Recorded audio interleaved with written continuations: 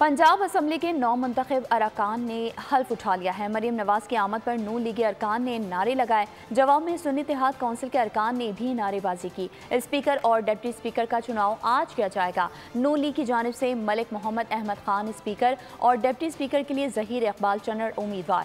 सुन्नी इत्तेहाद council के Ahmad Khan बचर speaker, Muin रियाज deputy speaker के उम्मीदवार हैं। नया ऐवान, नया दौर, रविश वही पुरानी। कान पड़ी आवाज सुनाई न थी। पहला इजलास ही 2.5 घंटे ताखीर का शिकार हुआ। सुबह 10 बजे से घंटियां बजती रहीं, कार्रवाई शुरू न हुई। लीगी अरकान नवाज शरीफ की तस्वीर वाले प्ले कार्ड उठाए ऐवान में पहुंचे।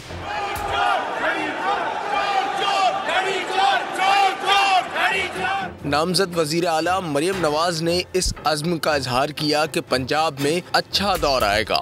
अल्लाह ताला करे कि खिदमत का एक नया दौर शुरू हो पंजाब के अंदर।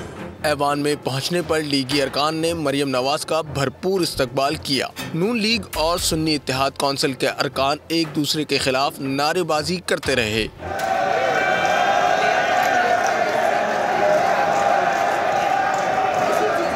तवील इंतजार के बाद स्पीकर सिप्तान खान पंजाब असम्बली पहुंचे। हल्फ लिए बगैर ही इजलास में वक्फा कर दिया। नमाज जुम्मा के बाद मरियम नवाज समेत 313 अरकान ने हल्फ लिया। हल्फ के बाद अरकान असम्बली से रजिस्टर पर दस्तखत कराए गए। सब्सक्राइब करें और बेल दबाएं ताकि कोई खबर रह न जाए।